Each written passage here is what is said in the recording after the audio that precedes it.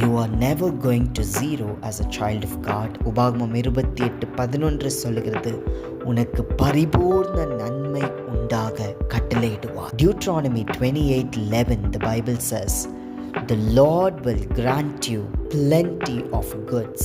That shows how much he loves you, how much he cares for you.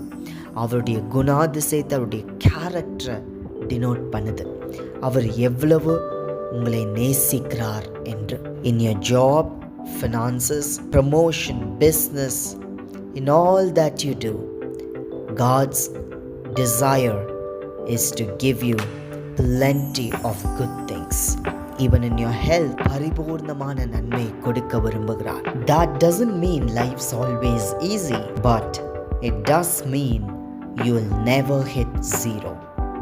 Even in your loss, God has a blueprint, a plan, a purpose that doesn't run dry. வாழ்க்கை கடினமானது தான், போராட்டமானது தான். ஆனாலும் ஒன்றுமில்லாத நிலைக்கு ஆண்டவர் தள்ள மாட்டார். கடினமான சூழ்நிலையிலையும் உங்களுக்காக ஒரு திட்டத்தை வைத்திருக்கிறார். Studies in positive psychology shows people who believe in a hope-filled future has lower stress. ஆண்டவரை மட்டும் நம் நம்பி வாழும் பொழுது நம்மளுடைய ஸ்ட்ரெஸ் எல்லாம் மறைந்து போகிறது. Let's pray. Father God, thank you for your wonderful word.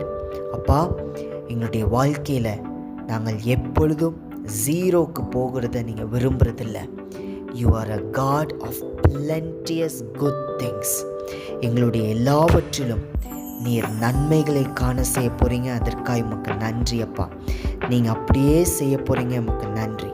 இயேசுவின் நாமத்தில் பிதாவே, ஆமென்.